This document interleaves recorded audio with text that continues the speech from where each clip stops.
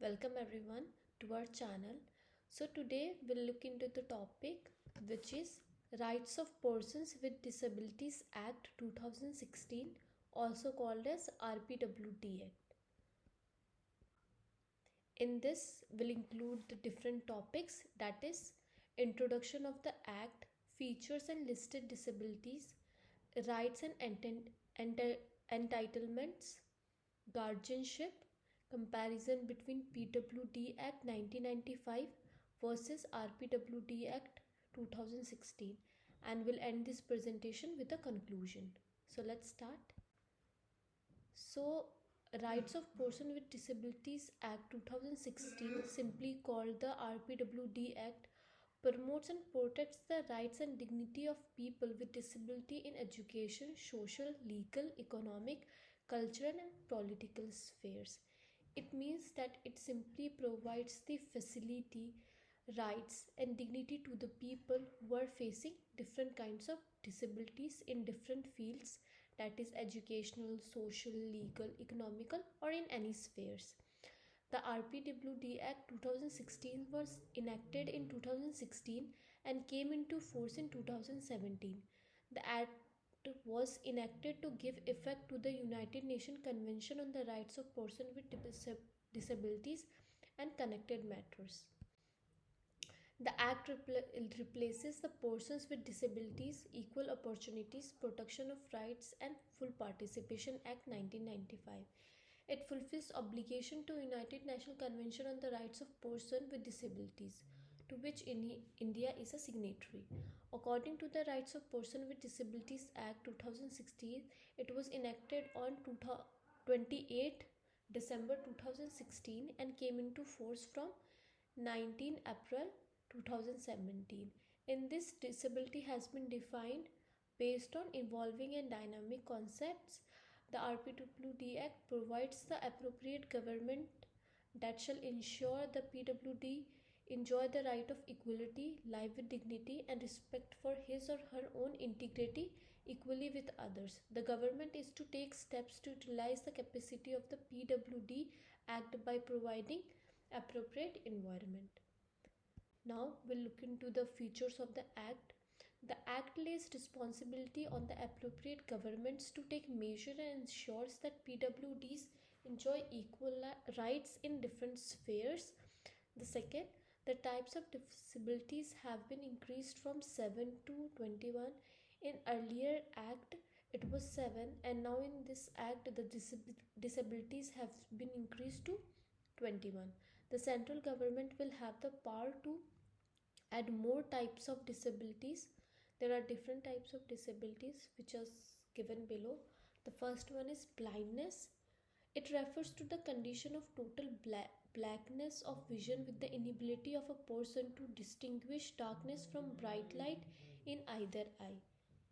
The second one is low vision.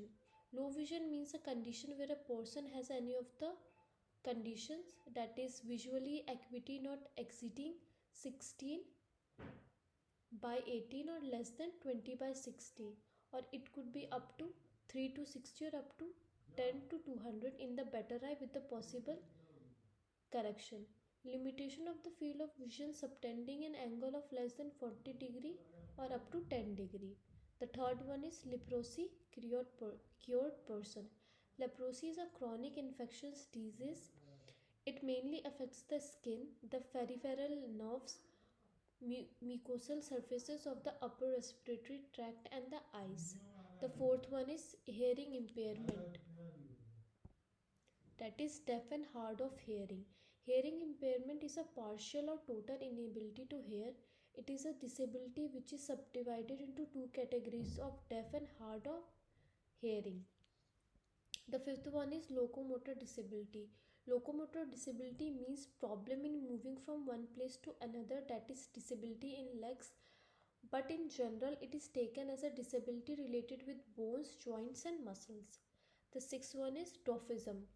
Dwarfism is a growth disorder characterized by shorter than average body height. Human beings with adult body height less than 4 feet 10 inches are considered to be affected with dwarfism. The seventh one is intellectual disabilities. A person with an intellectual disability may have significant limitation in the skills needed to live and work in the community, including difficulties with communication, self-care, skills, safety and self-direction. Eighth one is mental illness. Illness is a general term for a group of illness that affects the mind or brain. These illnesses, which include bipolar disorder, depression, schizophrenia, anxiety, and personality disorders, affect the way a person thinks, feels, or acts. Ninth one is autism spectrum disorder. Autism is an umbrella description which includes autistic disorders, Asperger's syndrome, and atypical autism. Autism affects the way information is taken in and stored in the brain. People with autism typically have difficulties in verbal and non-verbal communication, social interaction, and other activities. Third one is cerebral palsy. It is a disabling physical condition in which muscle coordination is impaired due to the damage to the brain. It occurs at or before childbirth. It is not a progressive condition, which means that it does not get worse with time. The 11th one is muscular dystrophy. Muscular dystrophy is a group of neuromuscular genetics disorder that cause muscle weakness and overall loss of muscle mass. It is a progressive condition, meaning that it gets worse with the passage of time. 12th one is neurological conditions. Alzheimer's disease, Parkinson disease, dystonia, all this will come into this order. It disables illness experienced by a significant proportion of the population. Individuals living with a chronic neurological condition may experience a wide variety of symptoms that requires healthcare services. 13 one is specific learning disabilities. In this, different kind of diseases are included, which is like specific learning disabilities, which is a dyslexia, dyspraxia, dysgraphia, dyscalculia, ADHD, that is attention deficit and higher hyperactivity disorder. The fourth one is multiple sclerosis. Multiple sclerosis is a disabling disease that affects central nervous system, inhibits the flow of information within the brain and various body parts.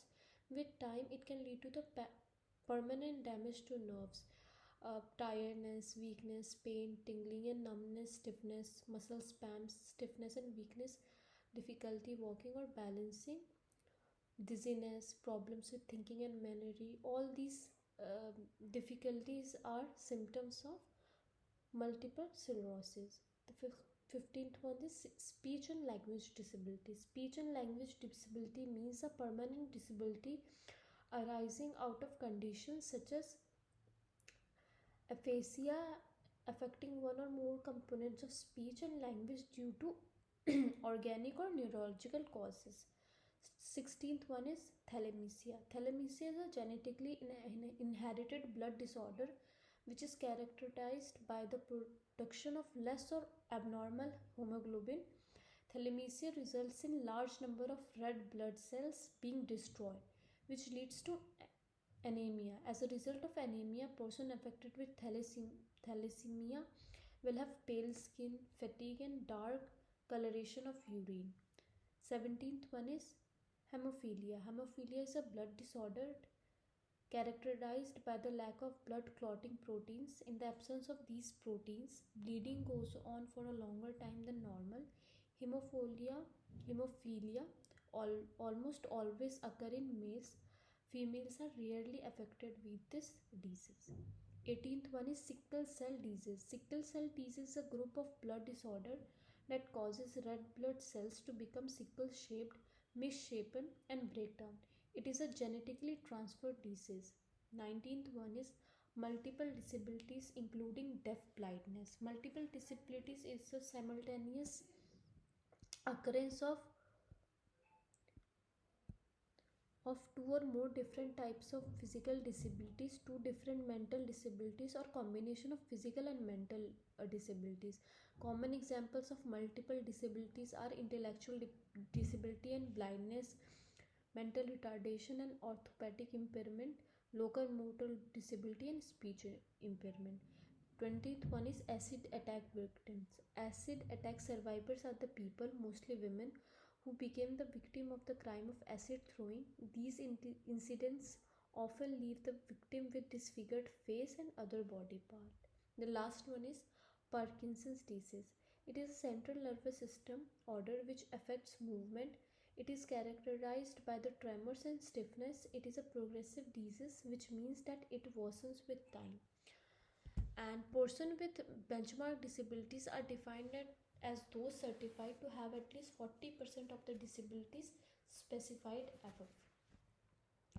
Now we'll see some rights and entitlements of this act.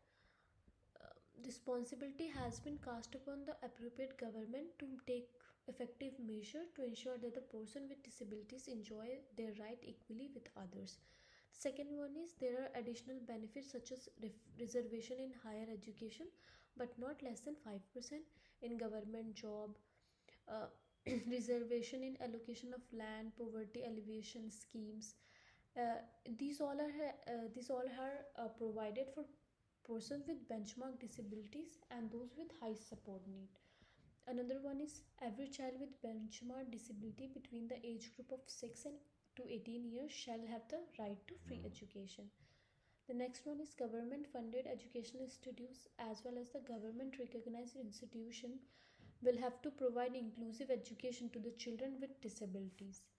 And another one is for strengthening the Prime Minister Accessible India campaign.